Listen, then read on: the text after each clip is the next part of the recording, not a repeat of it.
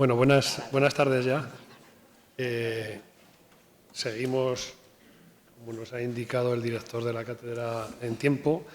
Y bueno, vamos a pasar a la cuarta mesa, ¿no?, que hemos denominado Sociedad y Talento para la Transformación Industrial. La verdad es que lo que tenía escrito casi ni lo voy a abrir, porque después de estar aquí toda la mañana y ver las interesantes intervenciones y las aportaciones que han dado esta jornada, que ya, la verdad es que te cambian totalmente el guión, ¿no? Te cambian el guión.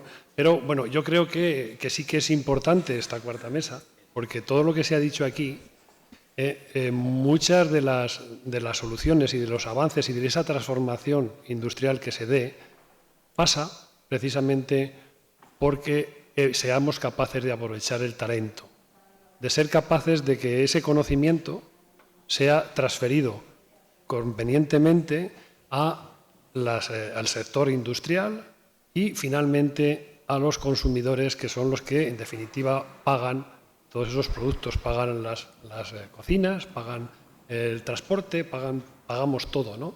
Y, por lo tanto, creo que tenemos... y además, fijaros que se ha dicho ahora mismo, no solamente queremos un producto de calidad, de seguridad, a un precio relativamente asequible, además exigimos responsabilidad, y se ha dicho aquí, y lo iba a decir, me alegro de que se haya dicho antes ya, responsabilidad social y responsabilidad ambiental. Esos son dos retos nuevos, relativamente nuevos, que se han incorporado a las demandas de los consumidores. Y eso lo tenemos que incorporar en esa transformación industrial, en esa transformación digital, que yo he dicho al principio de la mañana que me gustaba diferenciar lo que es la digitalización de la transformación industrial, porque muchas veces, sobre todo en mi sector, en el sector agroalimentario, parece que nos van a resolver los problemas la incorporación de elementos digitales, cuando la mayor transformación que hay que dar es una transformación y una evolución funcional, una evolución de los sistemas de producción, del planteamiento de los sistemas de producción. Yo hoy me quedaba aquí de verdad impresionado, porque a pesar de que conocía la mayor parte de las empresas que han puesto, la verdad es que me he quedado impresionado de cómo habéis sido capaces de dar ese salto, ¿no? Porque precisamente es eso, es decir, hay que ver el negocio de otra manera, hay que plantearlo con las nuevas herramientas que tenemos y afrontar esta transformación de esa manera. Bueno, no me extiendo más, perdonad, simplemente deciros que, bueno, tenemos aquí, pues yo creo que dos ejemplos, dos ponentes de que difícil encontrar a alguien que nos puedan de alguna manera ilustrar mejor en esta forma de transformar, de traspasar ese talento, ese conocimiento a la sociedad, a la industria y a los consumidores. Tenemos a Félix Hernández Rojas, que es responsable de industria de Telefónica España, Movistar, y que, bueno, ha hecho un sprint desde Madrid corriendo, no sé si ha venido corriendo o no, pero casi, para poder llegar aquí. Agradecemos su presencia y bueno, como empresa líder en telecomunicación y nos va a aportar, yo creo que una visión muy importante de lo importante que es para la transmisión del conocimiento y la puesta en común de ese conocimiento, de los datos y de todo, y luego tenemos a José Ángel Castellanos, que ya todos lo conocéis, no lo voy a presentar, pero que además de su faceta de vicerrector en este momento de política académica de la universidad y director de la cátedra, pues también ha sido director de la Escuela de Arquitectura e Ingeniería de la INA, y por lo tanto creo que tiene mucho que aportar en ese reto que tenemos. Yo también me pongo en el punto ese como universidad, de ser capaces de ponernos al lado de la sociedad, de la industria, y de ser capaces de dotar a esa sociedad, a esa industria, de ese conocimiento a través de los egresados. Entonces, nada más, muchas gracias a los dos por estar aquí, por daros vuestro conocimiento, y empezamos con Félix, cuando quieras.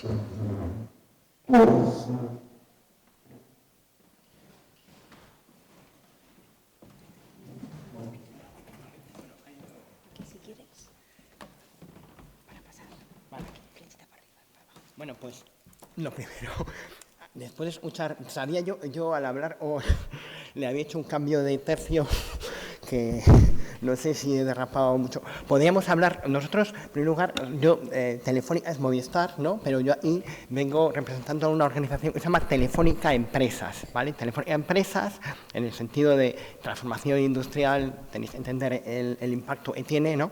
Y es importante que nos entendáis que, bueno, y ya solo 30 segundos de publicidad. Telefónica Empresas no es un operador de telecomunicaciones, lo somos. Somos el mayor integrador de tecnología de España y quizás un líder en Europa en términos de clientes, de capacidad y de alcance, ¿no? y de llegada a la sociedad, ¿no?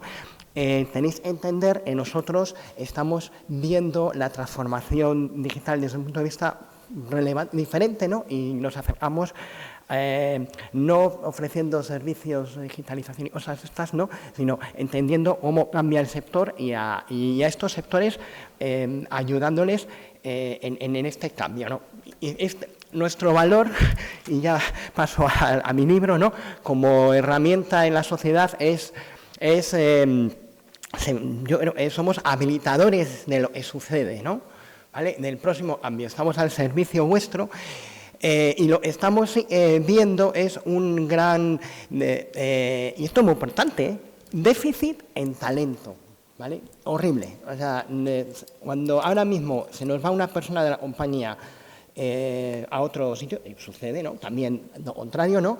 Vemos en el mercado gente que sepa, hay poca, cada vez menos, y hay gente buena, jóvenes buenos me refiero, pero esto es un asunto crítico, o sea, y vosotros, el foro EDEO es un foro universidad, colegio de ingenieros, ¿no? Pero es una oportunidad maravillosa para deciros que tenéis un camino de atraer talento y gente a este sector, pues muy importante y bueno, y en línea con la necesidad de Europa. Y no me quiero enrollar tanto, porque ahora yo quiero hablar de dos preguntas. Voy a hablar de los aspectos críticos en la digitalización en el sector industrial, por lo que me toca, ahora ya, y luego hablaré un poquito del sector agro. Voy a intentar sintetizar.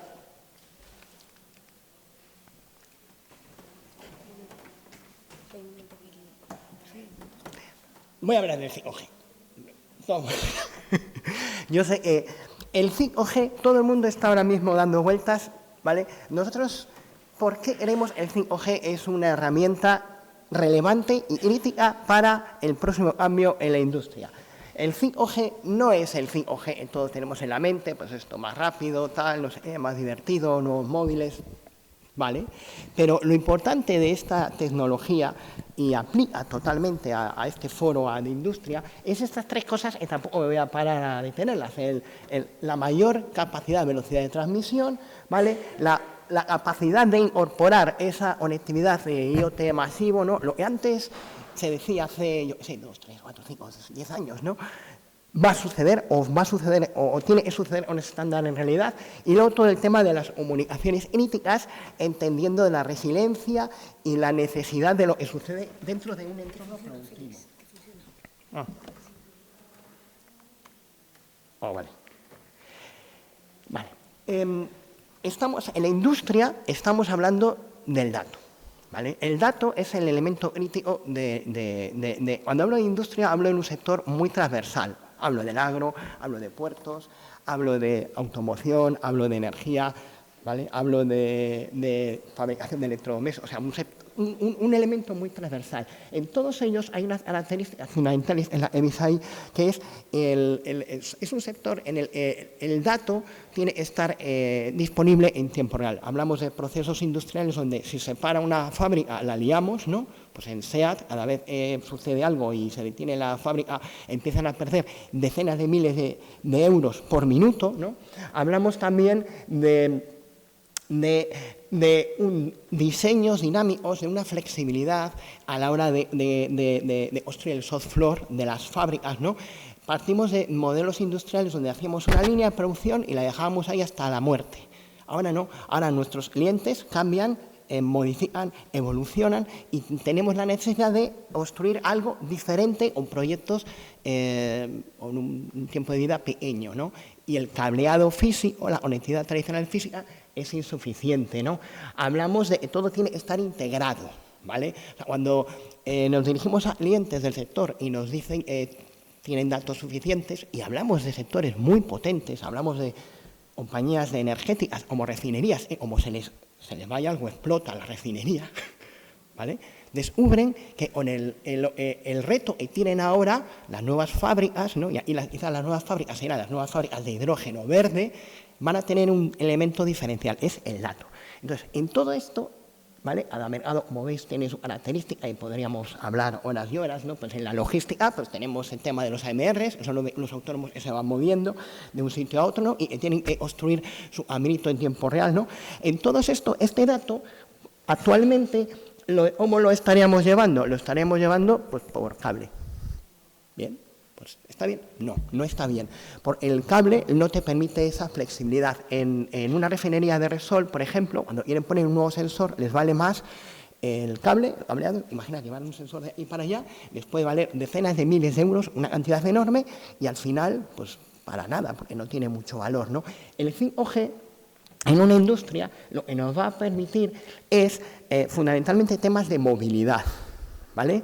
Los nuevos, por ejemplo, en automóvil generalmente está la bandera de esto, ¿no? Ya no tiene líneas fijas, tú sobre una base que se mueve, van construyendo la carrocería y esto va de un sitio para otro y en función del perfil del vehículo se produce en tiempo real, el portacarruaje, por así decir, se va desplazando por la fábrica, ¿vale? Esto solo se consigue en un entorno donde el 5G funciona. ¿Por qué no funciona otro tipo de comunicaciones, como podría ser el wifi? Muchos clientes nuestros, ¿no? Tenemos clientes, por ejemplo, del sector agroalimentario, ¿no? Pues aquí en Burgos, una fábrica muy grande al lado de Aranda, que hace cosas de carne, tal, es uno de los mayores de tal, pues decía, pues sí, con el wifi nos funciona, sí, pero se les pierden los AGVs. Literalmente se les pierden, ¿vale?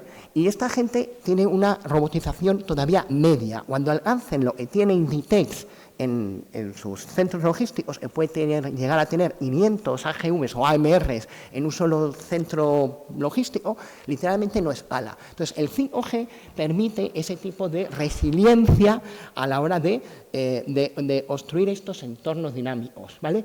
Está libre de interferencias, porque es una banda regulada, ¿vale? Esto parece una tontería, pero en los puertos, ¿sabéis lo que sucede cuando pasa un crucero? En los puertos comerciales de Valencia se les caen las comunicaciones. Literalmente, todo su modelo de movilidad se desaparece. Entonces, el 5G en modelos de propietarios permiten este tipo de soluciones, ¿no?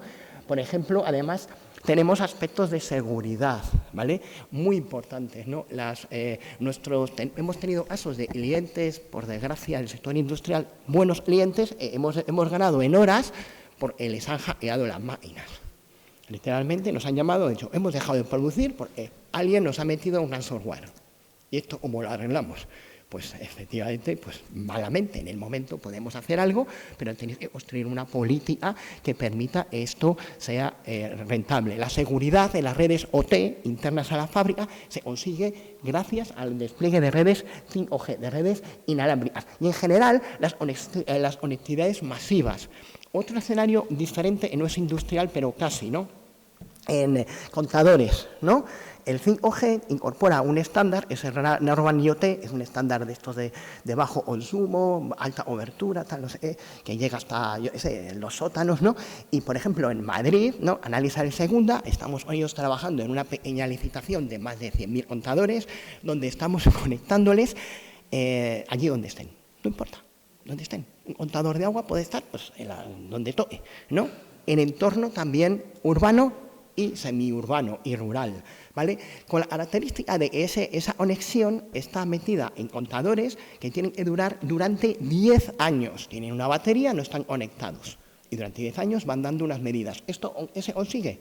Con otro tipo de estándares, no sé si conoceréis como LoRa, bla, bla, no.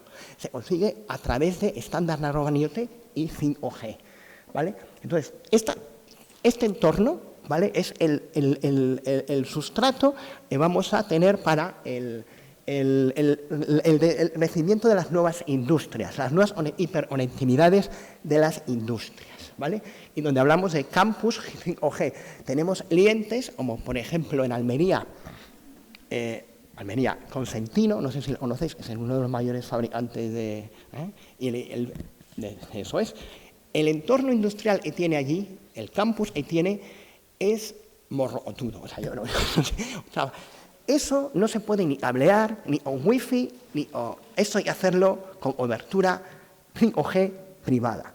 Y, por ejemplo, otro cliente, hemos dado últimamente bastante relevante, es otro que tiene una industria bastante particular, que es la industria el centro tecnológico, el Parque Tecnológico de Madrid, es el Parque de Valdemín-Gómez, el centro de residuos, ¿no?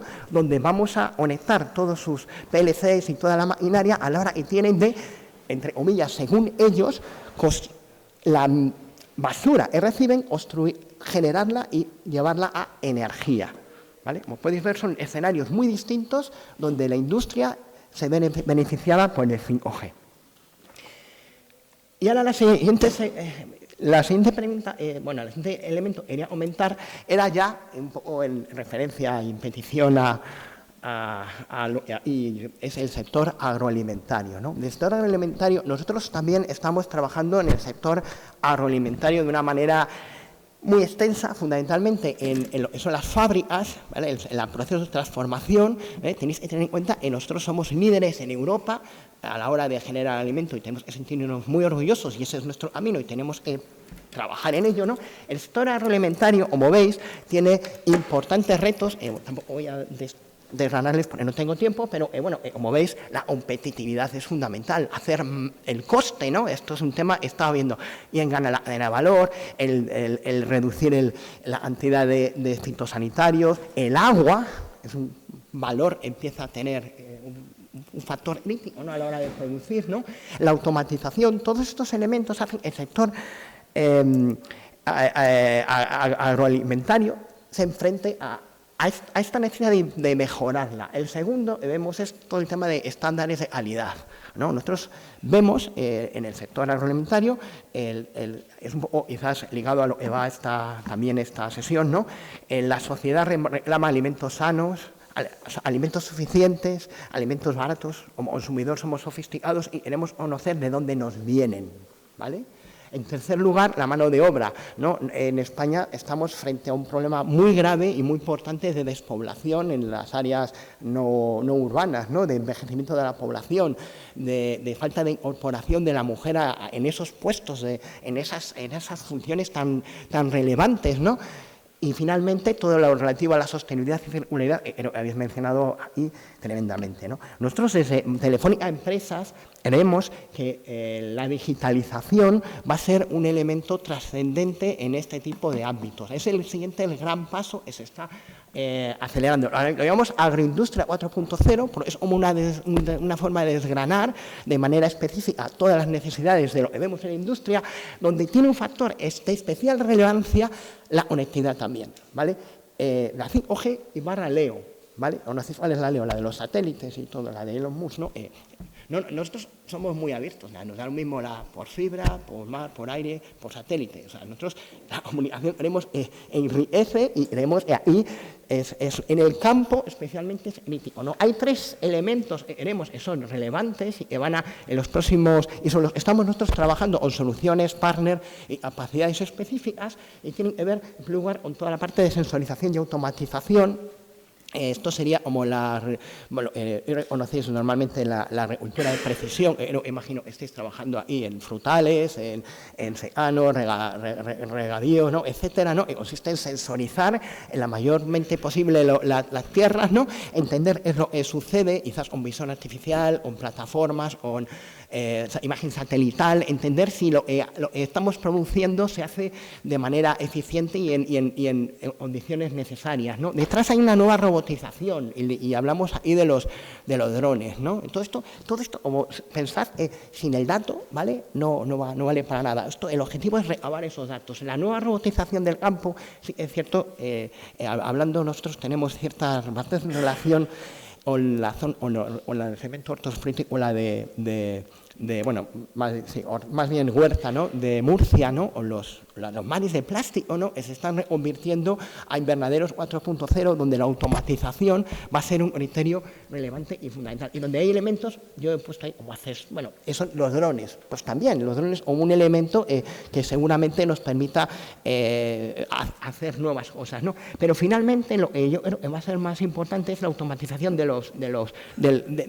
todo lo que sucede, la recolección masiva de la información. Una vez más, vamos hacia un momento en nuestra sociedad, en nuestra economía, donde el dato cobra un doble valor, ¿no? Ahí nosotros estamos trabajando cada vez más en modelos estimativos, gemelos digitales, ¿no?, y todos estos modelos matemáticos y analíticos lo que hacen es traer el máximo valor, ¿no?, a las fuentes de información. El campo, nosotros somos muy optimistas. Y ya con esto termino porque me estoy extendiendo mucho. Mucha gente piensa o tiene una visión un poco arcaica del campo, ¿vale? El sector agrícola español, en términos de productividad, está a nivel 200 con relación a la Unión Europea. Es decir, nuestros trabajadores del campo duplican la productividad del campo europeo. ¿Y eso por qué es? Porque son mejores, sí, y porque están más mecanizados, ¿vale? Y el sector agrícola absorbe con bastante eficiencia e inteligencia los avances. El próximo avance que le toca absorber y lo va a hacer, y en el cual nosotros queremos participar y colaborar a través de nuestras soluciones digitales y la conectividad, es el elemento de digitalización. Y con esto ya termino porque me estoy excediendo en mi tiempo. Muchas gracias.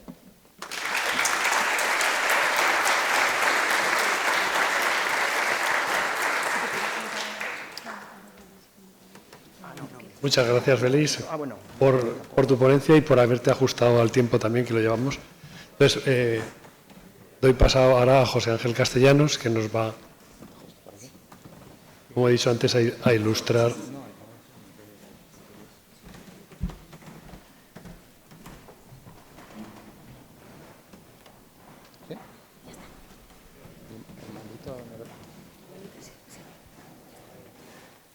¿Es este? ¿Para pasar para adelante? ¿Sí? Vale.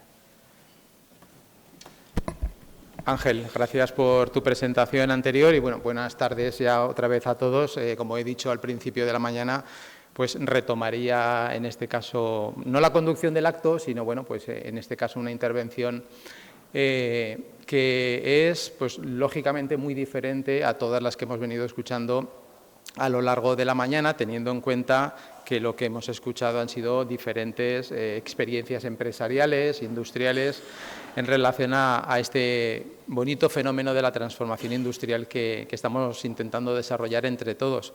Hoy, en esta ponencia, me corresponde hablar de la visión académica, la visión formativa, la visión, en este caso, de la Universidad de Zaragoza. Por lo tanto, lo que haré será adoptar esa postura un poco general, no focalizándome demasiado en aspectos concretos, aunque, como bien he dicho hace un rato en el descanso, pues no puedo evitar ser ingeniero y, por lo tanto, poner pues, ciertos datos que yo creo que son bastante significativos y que, de alguna manera, lo que pretenden es poner un poco de luz respecto de alguna palabra clave que acaba de decir nuestro ponente anterior, Félix, respecto a la falta de talento, que es una realidad palmaria, no solamente en Aragón, sino en toda España y posiblemente en toda Europa, y es algo con lo que bueno, pues tenemos que saber trabajar y tenemos que saber tomar las decisiones adecuadas al respecto. Como digo, es un enfoque desde pues, mi faceta de vicerrector de política académica, mucho más que de director, en este caso de la cátedra que hoy pues, colabora aquí en esta organización. Lo primera... Ahora, antes de comenzar, simplemente y aprovechando el foro y que hay un buen número de empresas y personas que están representándolas hoy, simplemente recordar que el concepto de cátedra institucional y de empresa, que es uno de los que, como digo, nos acoge hoy. Yo sé que hay conversaciones con muchos de ustedes en relación a la posible pues, creación de alguna cátedra institucional con la Universidad de Zaragoza. Simplemente lo traigo a colación ahora porque pone de manifiesto lo que muchas de las ponentes anteriores y ponentes han venido diciendo. Hay una colaboración muy intensa entre la Universidad de Zaragoza y todo el tejido industrial y empresarial, y eso es una realidad, y esa relación, esa colaboración, sobre todo, se intensifica dentro de ese marco institucional de las cátedras, como digo, institucionales y de empresa. Es ahí donde ese quizá noviazgo que ha habido a lo largo de los años se concreta en un matrimonio, que en este caso es un foco, en este caso, de posibilidades, en este caso de transferencia de conocimiento y transferencia de, en este caso, conocimiento bidireccional, no solo de la universidad a la empresa, sino también en sentido contrario. Con lo cual, simplemente lo traigo aquí, sobre todo también porque es algo de lo que la Universidad de Zaragoza precisamente puede destacar. Somos número 1 en España respecto de este tipo de simbiosis entre la industria y la universidad, con lo cual la Universidad de Zaragoza no es ese ejemplo del que siempre se habla respecto de la distancia infinita entre la empresa y la universidad.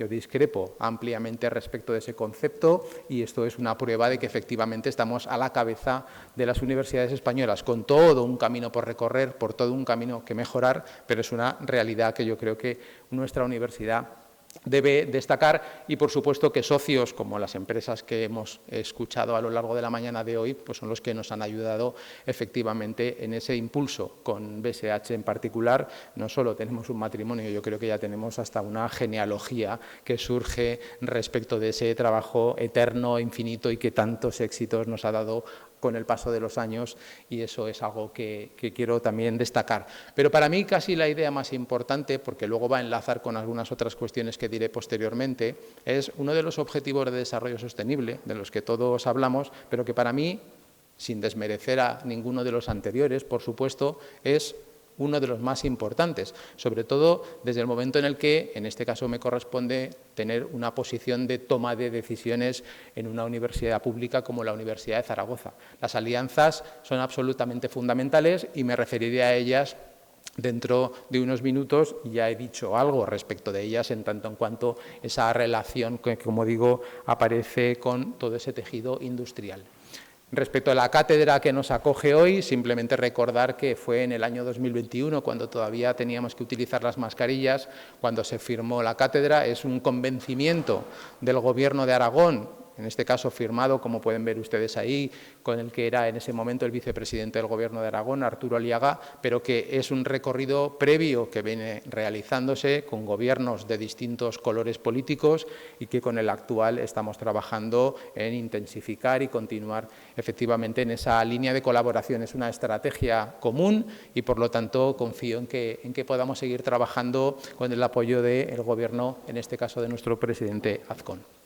Y yendo ya a lo que sería la parte, digamos, más académica, más de qué papel está jugando la Universidad de Zaragoza en lo que sería ese proceso global de transformación industrial, simplemente algo que simplemente esta diapositiva lo que pretende es resumir lo que todos habéis dicho, lo que los ponentes anteriores han dicho en sus ponencias. Simplemente es que somos afortunados porque trabajamos en Aragón, porque Aragón es una tierra de oportunidades, porque entre todos y con esas alianzas debemos ser capaces de colocar a nuestra comunidad autónoma en esa primera fila de las comunidades autónomas anteriores. Ha habido incluso guiños a comentarios políticos a lo largo de la mañana de hoy, en los que, por supuesto, yo tampoco puedo entrar, pero que efectivamente hacen que nuestra tierra sea una tierra de oportunidades, una tierra en la cual hoy en día hay muchas empresas que originariamente no procedían de Aragón, pero que se han instalado con nosotros. Todos recordamos infinitos ejemplos y son algunos de los que se han manifestado,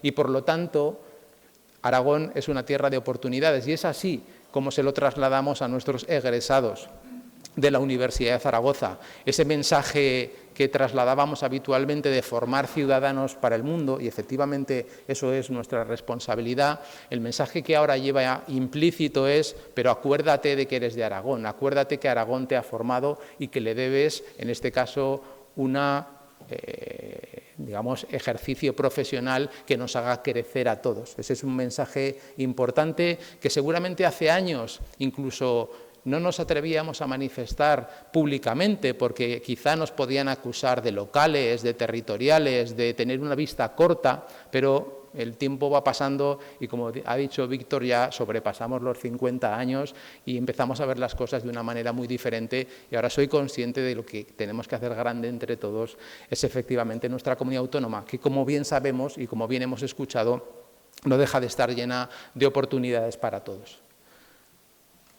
Hablando de la transformación industrial, todos ustedes conocen, por supuesto, las ideas clave que aparecen al respecto. Durante muchos años hemos venido oyendo sistemáticamente el concepto de tecnología habilitadora que había detrás de ese gran descriptor de la industria 4.0, y la pregunta que nosotros nos tenemos que hacer, y sobre todo matizada con todo lo que hemos escuchado en la mañana de hoy, es: ¿nuestros estudiantes universitarios están adquiriendo los conocimientos, las habilidades y las destrezas que están detrás de estas tecnologías habilitadoras? ¿Forma parte de su formación? Es decir, nuestros egresados de la Universidad de Zaragoza en particular van a ser capaces de ayudar a ese tejido industrial a llevar adelante el desarrollo de esa transformación industrial basado en estas tecnologías. Esa es una primera pregunta que nos tenemos que formular. Y la segunda, que para mí es todavía más importante, es: ¿serán capaces de ver lo que viene después?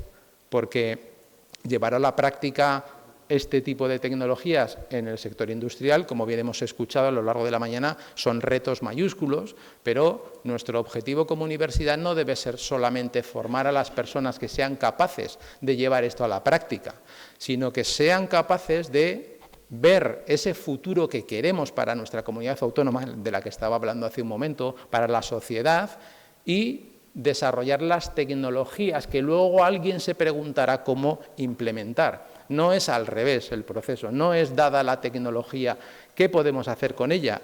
Afortunadamente, a las personas que estamos formando son los que desarrollan las tecnologías para el futuro que desean tener. Y ese es un cambio de punto de vista, es un matiz muy importante a tener en cuenta. Eso es lo que debe hacer un universitario: ver qué tiene que haber después, ver qué sociedad quiere crecer, quiere desarrollar, y a partir de ese concepto empezar a llevar a la práctica ese desarrollo tecnológico, obviamente con apoyo de todos. Pero para mí, y también lo hemos dicho y lo hemos escuchado en la mañana de hoy, realmente esto solo es una parte del total, porque, como todos ustedes saben, y en la jerga no deja de cambiar la denominación, ya no se habla de la industria 4.0, sino que se habla de una industria 4.0 que enlaza pues, con lo que Noelia y Yolanda, por ejemplo, que han sido las últimas ponentes, nos han dicho. Hay que tener en cuenta muchos otros factores, no solamente esos factores técnicos que están detrás de la industria 4.0. Tenemos que tener en cuenta a nuestras personas, tenemos que tener en cuenta a nuestro medio ambiente, y eso es lo que debe formar parte de esa formación universitaria, no solamente esas competencias y esas características técnicas, sino mucho más. Tenemos que formar ciudadanos que sean efectivamente sensibles hacia ese medio ambiente, hacia la relación con los terceros, hacia las alianzas, en definitiva, alianzas entre personas, pero también alianzas con el mundo, en este caso limitado, que nos da soporte y que afortunadamente empezamos a conocer cada día mejor y somos capaces de reconocer ese ciclo de vida que decía Noelia y reconocer que efectivamente vivimos en un entorno limitado. Todo ello debe formar parte, en este caso, de esa formación. Y, claro, se habla del talento, es la palabra clave para nosotros, y muchas veces se piensa que es la universidad la responsable de la formación del talento, que es la responsable de formar a esos ciudadanos, pero yo discrepo respecto de esa idea. Somos todos. Hay un proverbio, me parece que es africano, pero puedo equivocarme, que básicamente dice que para formar a un individuo de la tribu se necesita la tribu entera. Aquí pasa exactamente lo mismo. Para formar a un ciudadano somos necesarios todos. Nosotros, obviamente, tenemos una responsabilidad que intentamos ejercer con la mayor rigor, con la mayor seriedad, pero somos necesarios todos.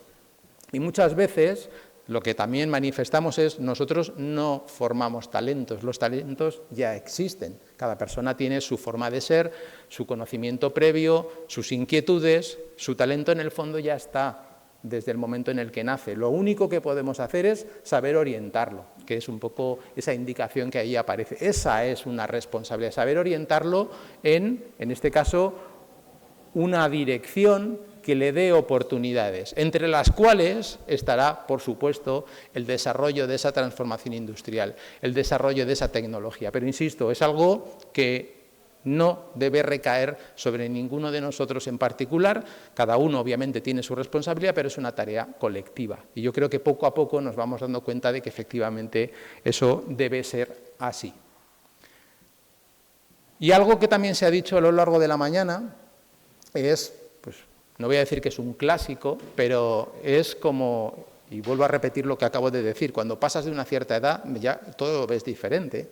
Y yo vengo de una formación de ingeniería industrial, yo vengo de un momento en el que para mí había, pues, dos mundos, eran las matemáticas y un poquito más, ¿no?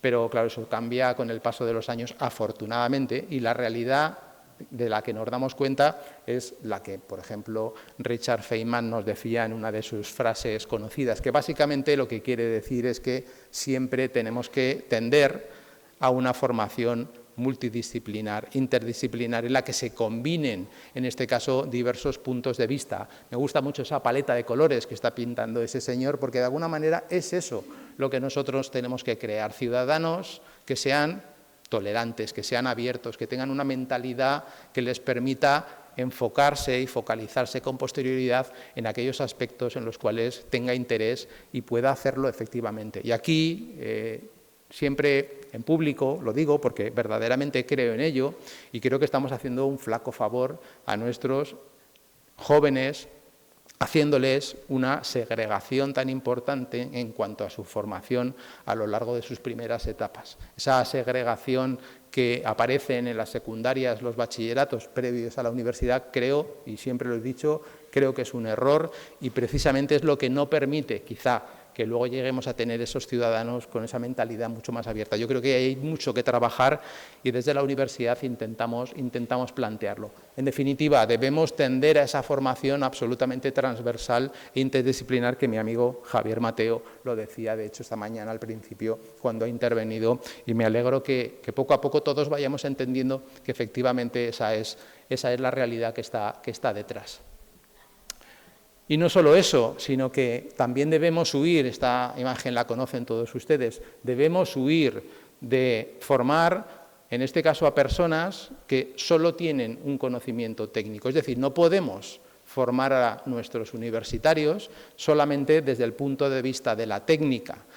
Tenemos que formarlos desde muchos otros puntos de vista, como todos ustedes saben, esa parte de la derecha, de las soft skills, que me atrevo a decir que cuando la universidad consulta al tejido empresarial e industrial, muchas veces dice algo como lo siguiente: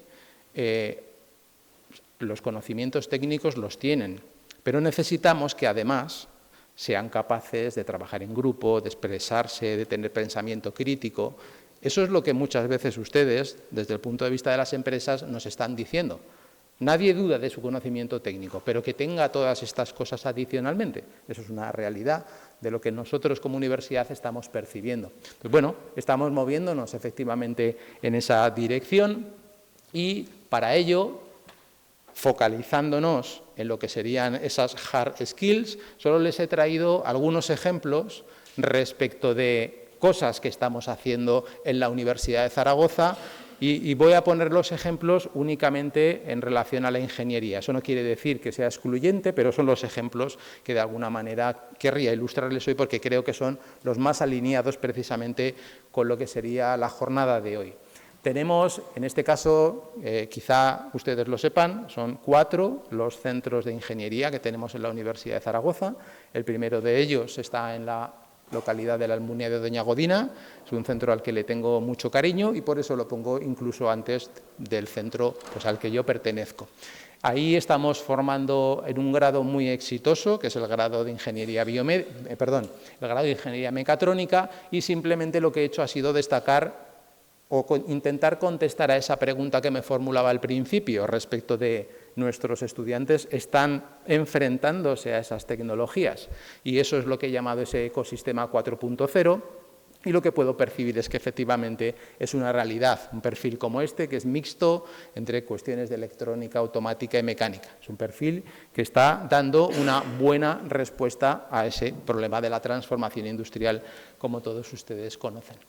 Yendo a mi otro querido centro, en este caso pues más cercano al de nuestro moderador, que es Ángel Jiménez, es la Politécnica Superior de Huesca. Sabrán todos ustedes que allí tenemos sobre todo la formación relacionada con el sector agroalimentario, como bien también ha comentado nuestro ponente anterior, y aquí sí que tenemos que difundirlo mucho más, hablar mucho más de lo que esos estudiantes están aprendiendo, porque dista mucho del imaginario popular y hay aquí una realidad tecnológica tremendamente importante hacia la cual están orientados nuestros estudiantes. Ahí, bueno, algún dispositivo electrónico les he puesto.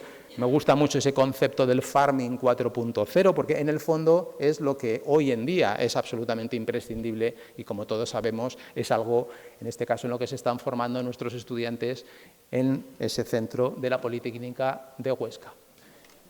Yendo al otro extremo de nuestra comunidad autónoma, en este caso la Politécnica de Teruel, que sería el tercero de los centros de ingeniería de nuestra universidad. Allí es un centro más pequeño y lo que tenemos son alumnos. En este momento lo que ocurre es que es un centro que ha completado todas sus plazas, como diré a continuación, es decir, está viviendo un momento de éxito importante y son también allí donde están recibiendo pues, efectivamente todo ese tipo de preguntas que yo me formulaba y aquí las respuestas. Efectivamente, nuestros estudiantes están enfrentándose a esos ecosistemas de la industria 4.0 y finalmente retornando a la ciudad de Zaragoza, la Escuela de Ingeniería y Arquitectura, a la que yo pertenezco. En este caso, al ser un centro mucho más grande, pues lógicamente puede abarcar muchas más disciplinas y por lo tanto hace un uso mucho más extensivo de las distintas tecnologías habilitadoras de la industria 4.0 y efectivamente pues tiene otras capacidades. Y es aquí, en esta línea, que creo que en algún sitio lo he intentado reflejar. Yo creo que un poquito aquí abajo a la izquierda veo a Certex, Biotech, y esa relación que vamos a establecer pues a través de ese nuevo grado de ingeniería biomédica, que de hecho es algo en lo que tenemos que seguir avanzando. En definitiva, con estas diapositivas solo quiero mostrar que entiendo que efectivamente nuestros estudiantes de los centros de ingeniería, insisto, me he focalizado en ellos, están adquiriendo y por lo tanto podemos confiar en la formación que están recibiendo y que por lo tanto jugarán un papel relevante de cara a los procesos de transformación industrial que ustedes están llevando adelante. Respecto de las competencias transversales, de las soft skills, simplemente decir que en este momento mi equipo del vicerrectorado hemos llevado adelante lo que vamos a llamar el sello 5+1 o 1+5 de la Universidad de Zaragoza en el momento en el que, a partir de estas transformaciones en las que estamos inmersos, todos los grados y másteres de la Universidad de Zaragoza contemplarán esas soft skills dentro de lo que sería la formación de nuestros egresados. Pensamos que es un camino, que debemos contribuir a él y, bueno, básicamente ahí verán ustedes algunas denominaciones de cuestiones que, bueno, quizás se hacían de forma indirecta, pero no de una manera tan explícita y que, como digo, es un camino nuevo que tenemos que recorrer para intentar buscar esa mayor, digamos, visión, amplitud de miras, en este caso de nuestros estudiantes. Está resultando pues, muy bien aceptado a nivel de la Universidad de Zaragoza y a nivel nacional, porque está siendo referente y, por lo tanto, yo creo que es el camino para que esas soft skills de las que yo hablaba hace un momento se pudieran empezar a incorporar. Y vamos al talento y los números y la escasez o no. Ayer, durante la cena, Salvador Galve, aquí presente, decía, no sé si lo puedo decir ahora, ¿verdad, Salvador?, que realmente no tenemos falta de talento, ¿no? que hay personas suficientes, hablábamos, en determinados entornos. Yo simplemente lo que quería hacer era mostrarles a todos ustedes esta tabla. En la columna de la izquierda aparecen, en primer lugar, los 4 centros de ingeniería que he mencionado, la Escuela de Ingeniería y Arquitectura, la Politécnica de la Almunia, la Politécnica Superior de Huesca y la Politécnica de Teruel, y como he dicho que era a donde yo me refería antes, pero obviamente no es exclusivo, añado también, claro, toda la parte tecnológica y científica que nos aporta nuestra Facultad de Ciencias, que lógicamente contribuye también hacia los perfiles de la transformación industrial, como no podría ser de otra manera. Básicamente, ahí lo que les muestro es la segunda columna, indica para este año concreto, este curso académico, el número de personas diferentes que solicitaron en primera opción cursar estudios universitarios en alguno de esos centros.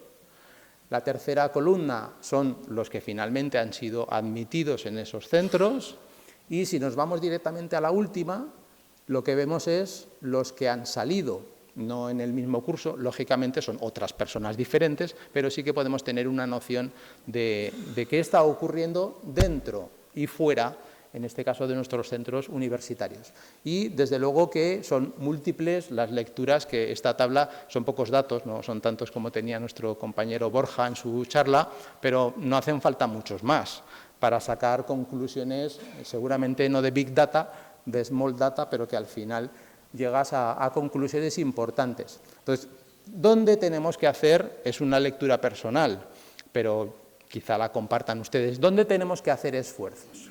Pues tenemos que hacer esfuerzos, lógicamente, en mejorar el perfil de entrada de los estudiantes de ingeniería. ¿Qué quiero decir con eso? No quiero decir que sean malos, no lo estoy diciendo, pero lo que no puede ocurrir es que cuando un chico o una chica que está en el bachillerato tiene un 13, por ejemplo, de nota de acceso, diga, pues medicina harás. Pues no. O sea, la respuesta es ¿por qué vas a tener que hacer medicina? ¿Por qué vas a tener que hacer titulaciones de ciencias de la salud? Siendo totalmente importantes y absolutamente relevantes. Pero hay un razonamiento de fondo, que es el mismo que siempre se repite, que luego se ve en la siguiente columna de número de mujeres frente a número de hombres. Hay cuestiones innatas de la sociedad que no se pueden cambiar. Quizá haya exagerado mi expresión, la cuestión es que es muy difícil de cambiar. Entonces, son cuestiones que tenemos que ir abordando, es decir, obviamente, cuando tu calificación de acceso a la universidad es alta, claro que puedes hacer una ingeniería. Eso que digo que quizá les suene extraño, pero no es una trivialidad, es algo en lo que se tiene que seguir trabajando mucho.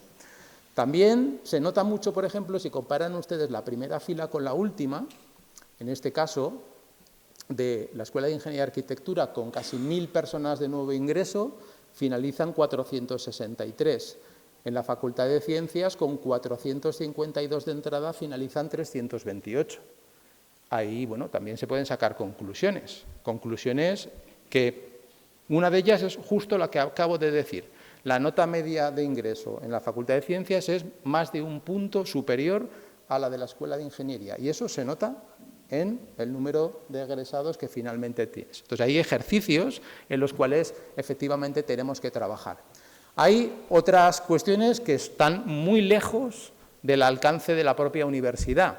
Y ahí es donde efectivamente es absolutamente imprescindible el ser conscientes de que no es un problema nuestro, sino que es un problema de Aragón y, por lo tanto, es un problema de esa alianza. Entonces, si entre todos no somos conscientes de que hay que hacer un esfuerzo común y alineado con que la segunda columna de la tabla cada día se parezca más a la tercera, es decir, que todas aquellas personas que realmente tienen una vocación por cursar uno de los estudios tecnológicos o científico-tecnológicos lo pueda hacer, ahí habremos ganado mucho. Ahí, obviamente, habremos ganado pues, el número de personas que efectivamente pueden ser formadas en esas disciplinas. Eso la universidad sola no lo puede hacer. Afortunadamente, he de decir que en nuestras conversaciones con el presidente Azcón, y lo menciono porque es el presidente actual de la comunidad autónoma, están siendo muy positivas y posiblemente podamos hacer algún tipo de cambio en esas circunstancias. Pero, insisto, seamos conscientes de que al final no deja de ser un problema de todos. Como decía, hay escuelas en este caso que han cubierto completamente su entrada. La Politécnica de Teruel, como ven, no ha quedado ninguna vacante este año y eran 140 las personas que querían estudiar allí.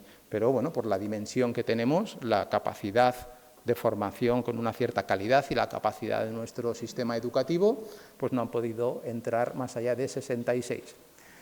En definitiva, de la tabla se pueden sacar muchas conclusiones que posiblemente nos hagan reflexionar. Aquí solamente estoy hablando de títulos de grado. Si añadimos la parte de los másteres universitarios, que también se mencionaba al principio de la mañana, aquí los números son mucho más modestos y podemos estar sumando a los anteriores en el entorno de los 260 personas adicionales a las que yo mencionaba con anterioridad.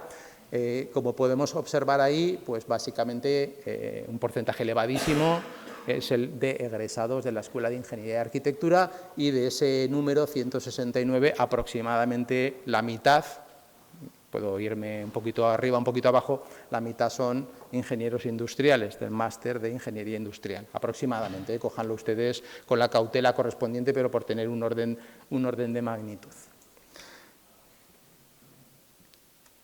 Paso un momentito a esta, y aquí está el nudo gordiano del sistema universitario español, de Europa y de prácticamente, no voy a decir del mundo entero, porque obviamente sería exagerar. Si leyeron ustedes la prensa hace 2 o 3 días, lo que nos está pasando en este país es que ni tan siquiera tenemos profesores para la enseñanza secundaria y la formación profesional y el bachillerato de materias tecnológicas. No hay. Y tenemos que recurrir a otro tipo de estrategias. Es decir, hay un problema gravísimo que muchas veces se ha puesto de manifiesto, pero que yo no hago más que aquí reforzarlo. Y es aquí donde o cambiamos nuestra tendencia, o muchos de los proyectos que quieren instalarse esto es Zaragoza, pero podría ser generalizado a otras partes de España, quizá poniendo unos números ligeramente mayores respecto de los egresados. Pero aquí tenemos un problema. Y lo he destacado este problema porque podría haber hablado de otros, pero quiero mostrarles una realidad sobre la que tenemos que tomar decisiones y corregir. Y es aquí donde efectivamente todavía se hace mayor esa necesidad de colaboración entre todos. Esas personas que ahí aparecen en la primera fila, se habla de un total de 422 hombres y 75 mujeres, son los que están dentro del título, y son los que realmente ya están en las empresas trabajando y desarrollando su actividad. No pensemos que son única y exclusivamente aquellos 59 más 9 que están saliendo de este tipo de perfiles, porque lo que todos ustedes saben es que no les damos la oportunidad a terminar, sino que los necesitamos mucho antes. Y por lo tanto, ni tan siquiera son personas que sumen en la columna final porque no llegan a ella.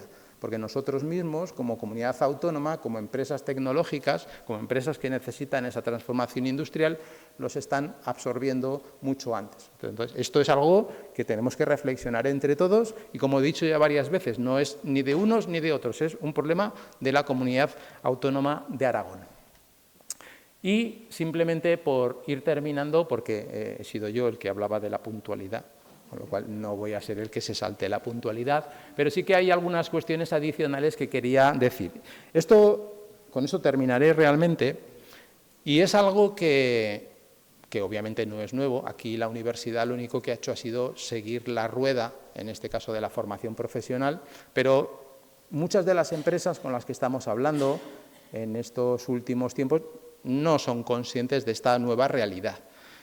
Ahora mismo, en la Universidad de Zaragoza estamos haciendo transformaciones y evoluciones de títulos universitarios que incorporan esta figura. Eso ya está pasando y, por ejemplo, pues con BSH es una de las empresas que estamos firmando convenios, estamos firmando con distintas empresas del clúster de automoción, por nombrar simplemente algunos casos.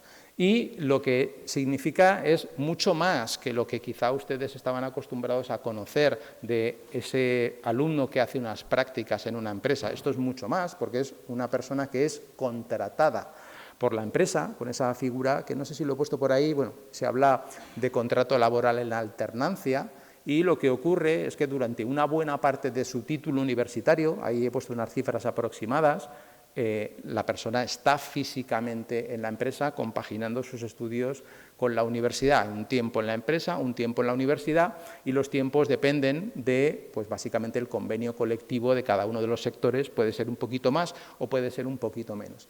Pero esto es algo que yo pienso que tenemos que empezar a explotar mucho más. Es prácticamente novedoso a nivel nacional en el sistema universitario. Obviamente ustedes saben que el País Vasco en esto ya lleva mucho camino recorrido, el resto de comunidades nos estamos sumando a ello y simplemente lo que quiero decir es que lo valoren, por favor, porque posiblemente una evolución y una mayor imbricación de las que pedíamos al principio de las charlas, Yolanda lo decía, lo he dicho así rápidamente, pero ella cree en ello, que todavía tenemos que estrechar mucho más los vínculos, posiblemente este sea un mecanismo en el cual, insisto, se está trabajando y hasta la fecha las empresas están respondiendo muy bien, colaborando con nosotros, pero insisto que la oferta sigue abierta para todos ustedes. Porque, y vuelvo a una diapositiva anterior y con eso termino, esta tabla, pues es una tabla clásica, de en qué medida esos estudiantes están participando de la vida de ese tejido industrial y empresarial que nos rodea. Y ahí ven, pues de alguna manera, el número de personas que, de alguna manera, a lo largo de sus estudios universitarios, en ese curso académico que he puesto, por ejemplo, ahí, el 21-22, que es el último realmente que tenemos analizado, pues yo creo que es un número muy importante de personas las que están realmente participando de esa vida empresarial e industrial. No son números muy grandes porque la tabla anterior tampoco lo era y, por lo tanto, quizá habría que razonar en términos de porcentaje, pero desde mi punto de vista es algo en lo que se está trabajando bien y esto realmente es el paso previo a lo que les acabo de mencionar, a esas posibilidades, como digo, de mención dual.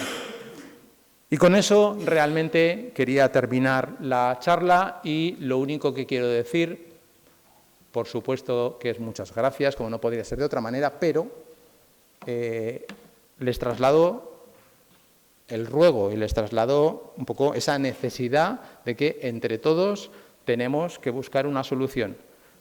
En este caso, la Universidad de Zaragoza y, bueno, pues de alguna manera me toca empujar ese carro.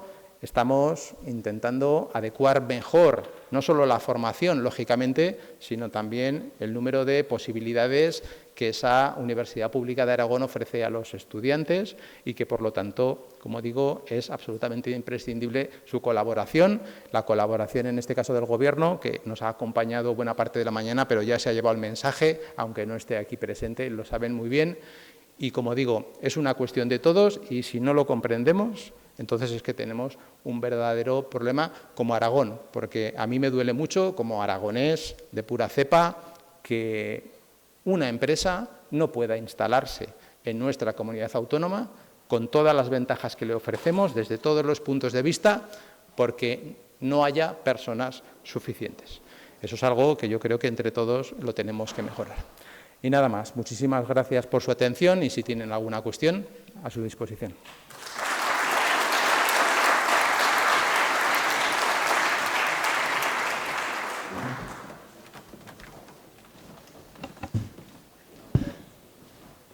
Muchísimas gracias, José Ángel, muchas gracias por tu información que ha dejado patente un problema importante, como dices, y que creo que estoy totalmente de acuerdo con nuestro vicerrector. Tenemos que tratar de solucionar conjuntamente. Es decir, el número de técnicos, de personas con talento que se puede ofrecer a las empresas es fundamental y la calidad de esa formación también. Y como habéis visto, pues creo que la Universidad de Zaragoza es consciente de ese reto y de esa función que tiene que cumplir y, por lo tanto, pues bueno, con las fórmulas que ha expuesto, incluso pues con una mejora, yo me atrevo aquí a proponer también una mejora de esa figura que es el profesor asociado, para que realmente haya una mayor interacción, pero realmente pienso que es imprescindible, le he dicho al principio de la mañana, la cooperación entre todos los agentes, y sin esa cooperación pues no tenemos ningún futuro, o sea, no tenemos ningún futuro. Tendremos tendremos la tecnología, tendremos todas las facilidades y demás. Respecto a Félix, gracias por el esfuerzo y por el guiño a mi sector, al sector agroalimentario, que tanto quiero y tanto defiendo en todos los lados, simplemente decir, y no por enfrentarme a ningún otro sector, pero que la contribución del sector agroalimentario en el PIB es mayor que la automoción y mayor que otros sectores, y en el caso de Aragón aún más, y que además en Aragón somos exportadores netos y que nuestra balanza de pagos es importante. Por lo tanto, nuestro sector agroalimentario, que tiene unos retos, y lo ha dicho Félix y lo comenté con él cuando estábamos preparando su intervención ayer, tenemos un problema grave de conectividad para hacer esa transformación digital del sector, porque la transformación digital del sector, en el sector agroalimentario, pasa por tener datos y que esos datos se introduzcan en lo que llamamos el sistema agroalimentario. Ya no hablamos de cadena agroalimentaria, hablamos de sistema agroalimentario. La cadena es muy lineal. Hablamos de un sistema donde está todo incrustado y donde esa información que procede de la primera labor que se hace en el campo antes de sembrar hasta la última que sale de la central hortofrutícola o de la industria de transformación y demás, tiene que estar incorporada en el producto, porque los consumidores, como he dicho antes, exigimos esa trazabilidad clásica, pero además no solamente eso, es que toda esa información, como se ha puesto en manifiesto aquí esta mañana, se tiene que traducir en una transformación de la innovación de la gestión de la actividad. En el sector agroalimentario, y agradezco que hayas puesto de manifiesto la gran transformación y que muchas veces es desconocida, tenemos el estereotipo de la boina y la azada, y tenemos que luchar contra eso, porque realmente hay un esfuerzo de innovación importante, pero nos falta mucho esto. Claro, tenemos retos, muchos retos independientes de vuestras empresas. Estamos deslocalizados, tenemos problemas de falta de conectividad. El 5G lo necesitamos a voces y no sé si es un problema político, intentaremos trasladarlo también de que se apoye por la conectividad. Sin la conectividad en el medio rural no podemos hacer nada, nos vamos a quedar atrás. Y creo que es la ventaja competitiva que tenemos frente a otros países de producción que no tienen ni sostenibilidad ambiental ni sostenibilidad social, y que al final están compitiendo con nosotros, y hace que nuestras empresas estén con un problema muy grave de rentabilidad, porque los precios no los marcan ellos, los marca un mercado global donde muchos de los productos son commodities y donde realmente tenemos un problema muy importante. Nosotros, desde el Colegio de Ingenieros Agrónomos, la verdad que intentamos... perdonar, ya me perdonarás. No se me puede dejar un micrófono abierto. Por favor, preguntas.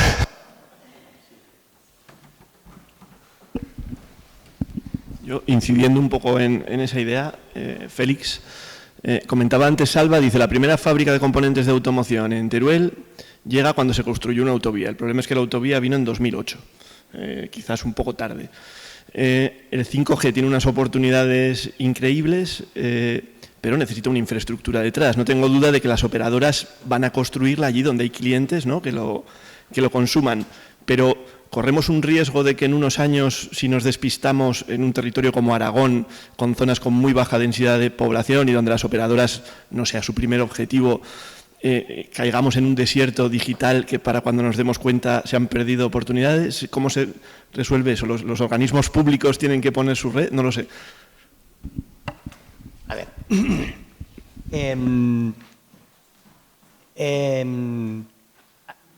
Hay distintos varios. El escenario en el escenario urbano o semiurbano, esto está garantizado, ¿no? Y pues, más bien la fibra, ¿no? La red que tenemos de fibra somos en la tercera el país de Europa con la mayor red de fibra, ¿no? Ahí es incontestable, ¿no? Yo no tampoco quiero enrollarme, luego os cuento más, pero si supierais lo que sucedió en la pandemia internamente y cómo nos salvó la red, yo creo que eso os pondría los pelos de punta.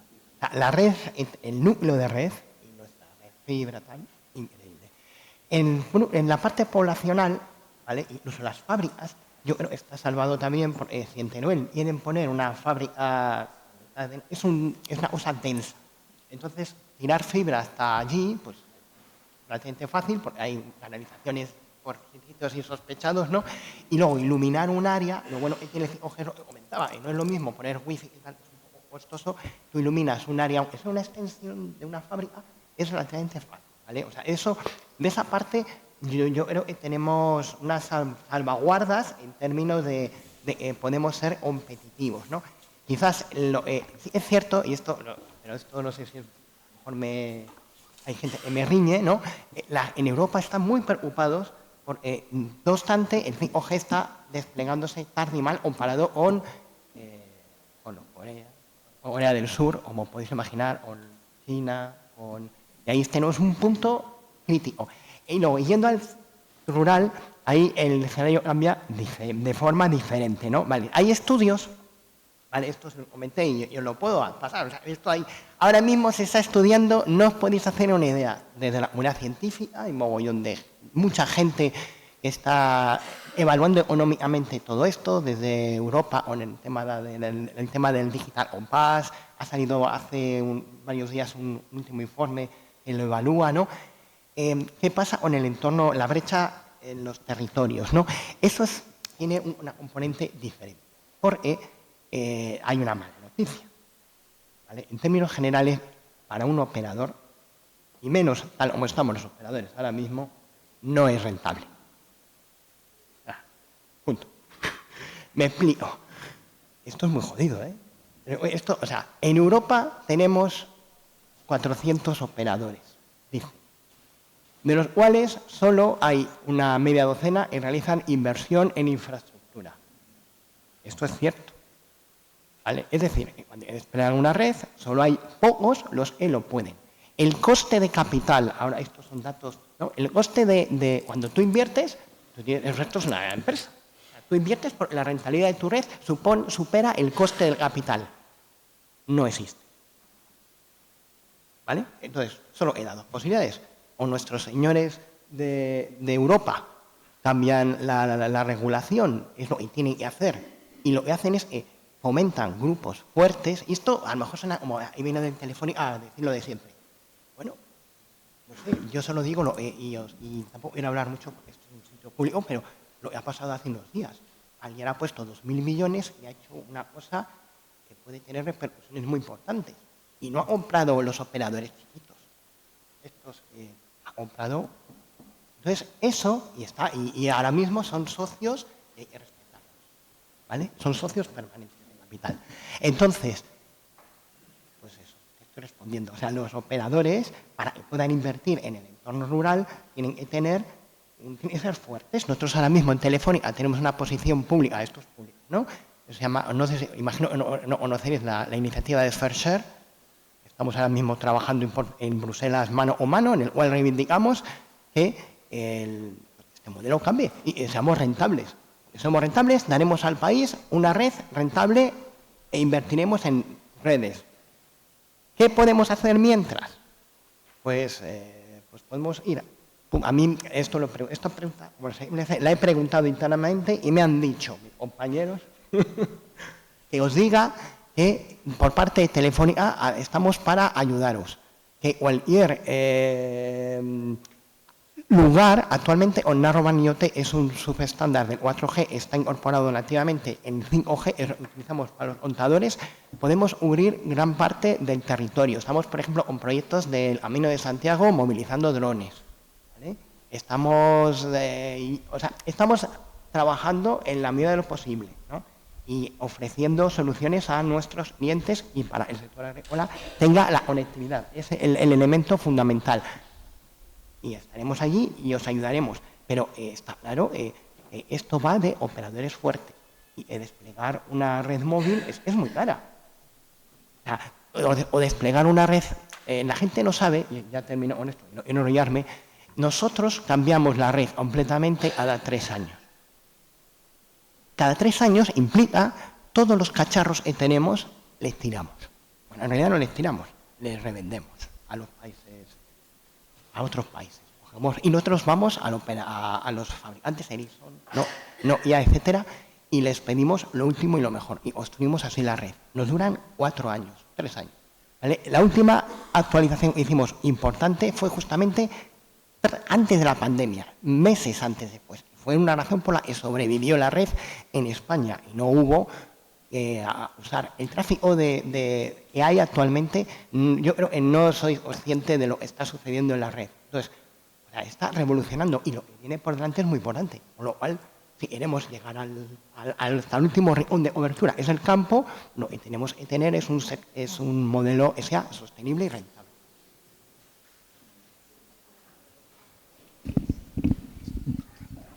Sí, Luis Monge, del Colegio de Ingenieros. Me ha parecido fantástica la reflexión.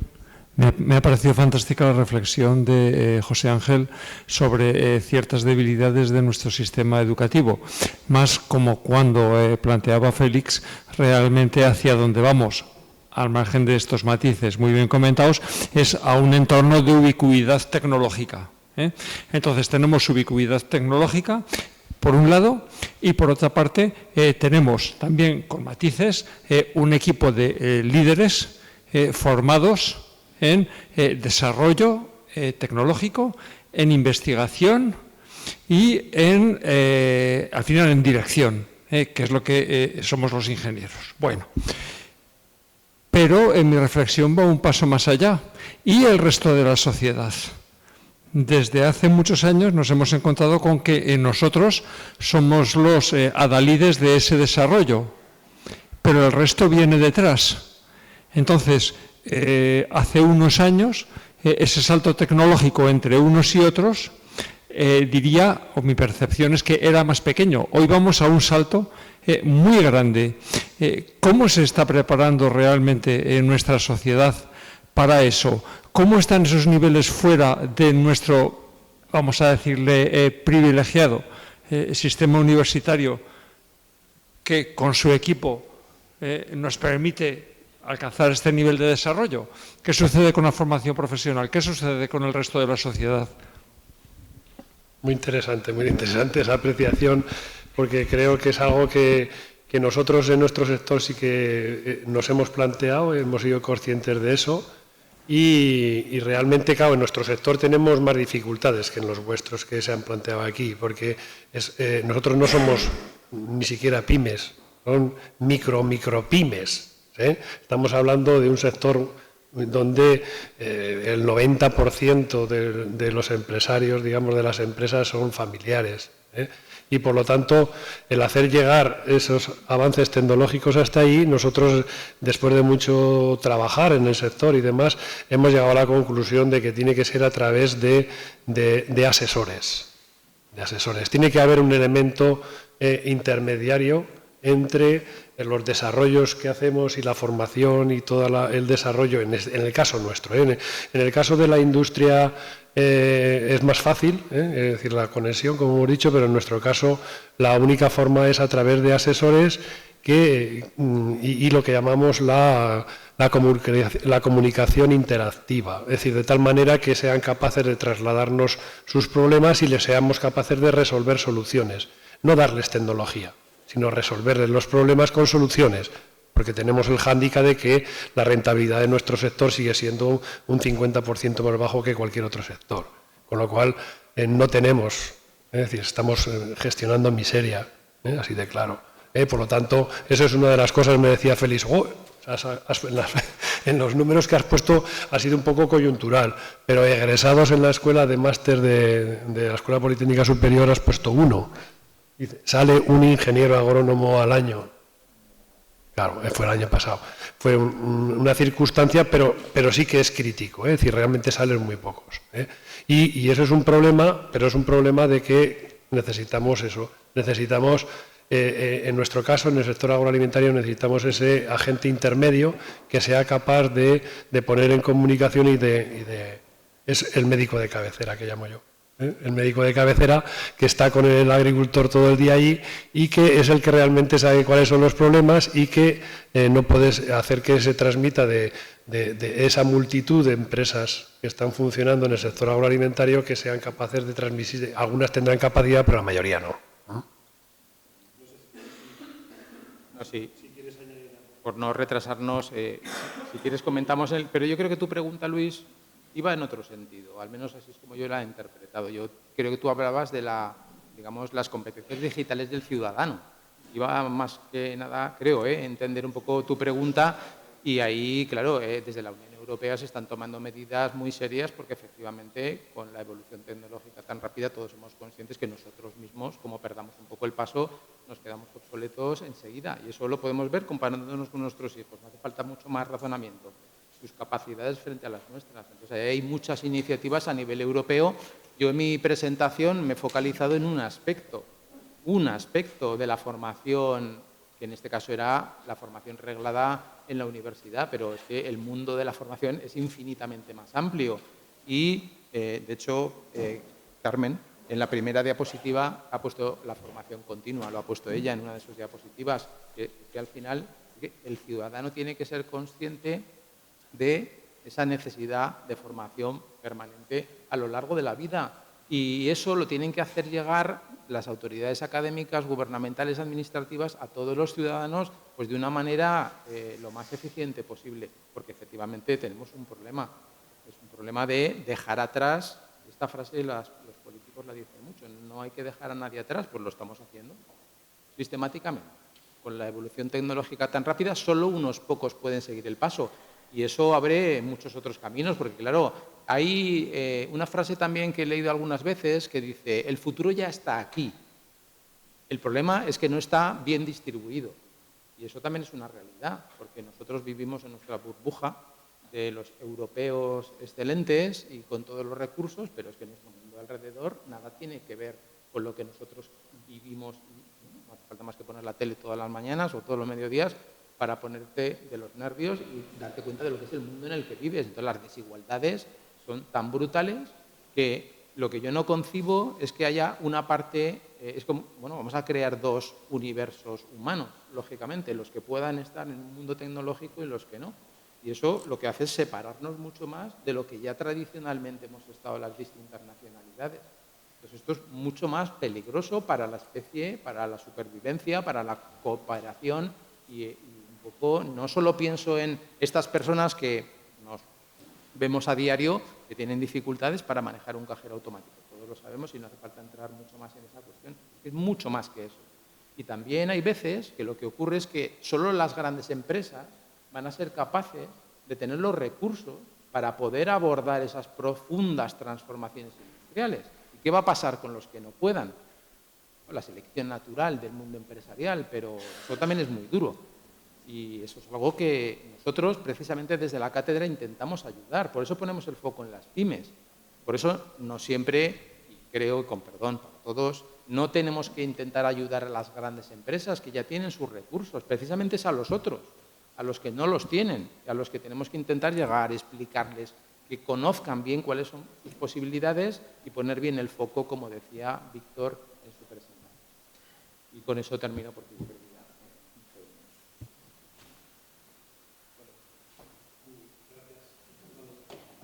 Gracias a los dos y bueno, ahora en el programa viene la clausura que es la... Sí, la hacemos un poco improvisadamente. Si vienes, Ángel, por favor.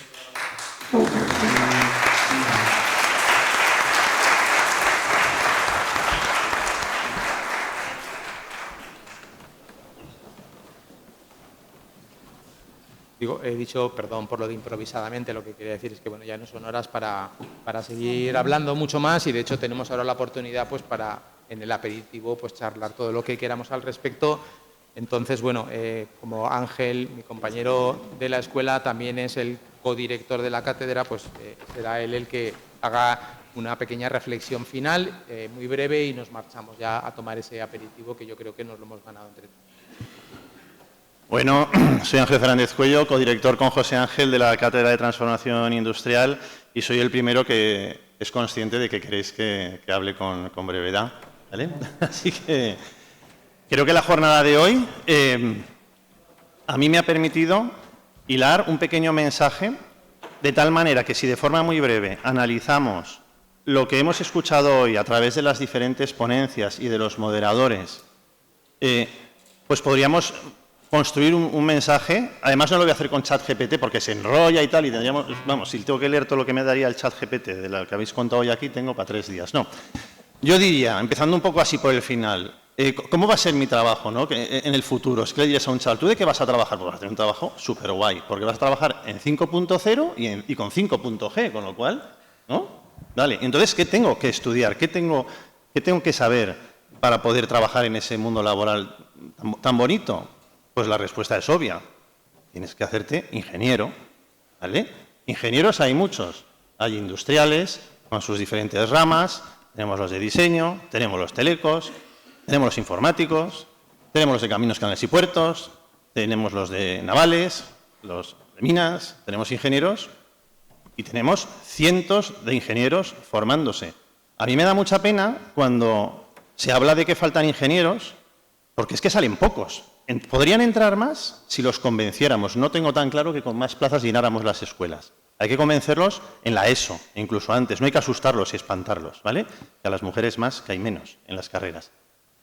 Pero me da pena que se fraccionen, ¿no? Se habla del físico, del médico, del informático, del agrónomo, ¿no? Hay muchos de esos que engloban una gran familia profesional que es la de los ingenieros. Bueno, ¿por qué vengo a decir esto? Porque si seguimos hilando de atrás hacia adelante las ponencias que hemos visto hoy, hemos visto que nosotros, al final, en lo que nos desenvolvemos es en que comemos alimentos que van montados en envases, se distribuyen en envases que están hechos de materiales, nos movemos en coches, que será un computador con ruedas, pero las ruedas están hechas de materiales, el computador es una máquina, el mundo está hecho, y nosotros lo que usamos son máquinas que están hechas de materiales. Y ahí la disponibilidad de estos materiales y la capacidad de diseñarlos pues sigue estando en manos de los ingenieros. Y han de ser tecnológicamente muy avanzados para que sean competitivos en el mercado, pero han de afrontarse con sostenibilidad, es decir, que no impacten negativamente en el medio ambiente. Y si seguimos hilando de atrás para adelante y vemos lo que nos han explicado del mundo del transporte, yo no daba crédito. Es decir, yo con la ponencia de Traxsters pensaba que íbamos a ver un vídeo de camioneros saltando entre camiones para que el camión siga funcionando y sin pararse llegue a su sitio, ¿sabes? Pero no, eran algoritmos que resolvían 2 de los 3 problemas. El operacional se ve que no pueden. Es una empresa que funciona con algoritmos y tienen un negocio. El negocio no ha cambiado, hay que llevar las cosas de un lado para otro, hay que optimizarlo. Es lo que hacen ellos. Pero claro, el puerto, o sea, ¿puede chapar un puerto como el de Valencia porque no ofrece servicios a sus usuarios? O sea, servicios digitales, que además, curiosamente, bien empleados, permiten hacer un uso más sostenible que impacta menos negativamente en el puerto, ¿vale? Pues yo me he quedado alucinado. O sea, servicios, servicios y servicios. El puerto es una sede de servicios. Y ya para acabar, resulta que acabamos con lo que hemos empezado, que eran 2 empresas de producto, uno biotecnológico y otro biomédico. No hemos hablado tan apenas de su producto, sí nos lo han ido explicando un poquito por ahí lo que es muy interesante, además todos lo conocíamos. Pero son empresas que, gracias a el uso de los servicios digitales, están haciendo una gestión de las personas, una manufactura, incluso algunos aspectos de su producto absolutamente disruptivos. Pues ese es el mundo que viene. Y también el papel de los ingenieros ahí es muy importante. Bueno, pues yo creo que esta lectura de atrás hacia adelante nos habla de que realmente estamos en una transformación importante. La transformación industrial no solo es un tema de digitalización, lo hemos dicho en todas las ponencias, es un tema también de sostenibilidad. Y el gran llamado lo dice Ursula von der Leyen, lo dice Teresa Rivera, la ministra, lo dice mucha gente. Esto es un tema fundamentalmente de ingenieros. Así que como aquí hay unos cuantos, y seguro que alguno también no lo es, pues bienvenidos a... Bueno, el futuro ya está aquí, ¿no? Estamos aquí. Así que no tengo nada más que decir en la clausura, pero sí nos gustaría hacer un breve agradecimiento no solo a las personas que han hecho sus ponencias, que estar agradecidos porque, francamente, el nivel de los ponentes y de lo que nos han contado hoy, uno siempre cuando aprende cosas y le enseñan cosas que no espera ver, lo agradece, ¿no? Bueno, pues, y esas empresas que han participado en las ponencias. También está el papel de los moderadores, que siempre es, algunos con un poquito más de protagonismo, otros menos, pues siempre es así como más secundario, pero obviamente tenemos la suerte de tener gente maravillosa para hacer sus explicaciones aquí. Pero luego hay una serie de empresas, y queríamos aprovechar para agradecer lo que tenéis ahí en pantalla, ¿no? Orbe, el Zaragoza Logistics Center, el Instituto Tecnológico Aragón, la empresa Equimodal, la empresa Cefa, la empresa Muntech, Traxsters, el clúster Alía, el puerto de Valencia, ¿no? STEAM, Satia, Satel y la gran empresa BSH, pues muchas gracias por haber colaborado en que este evento se haya podido llevar a cabo de la mejor manera posible y con una agradable difusión. Y dicho esto, se acabó.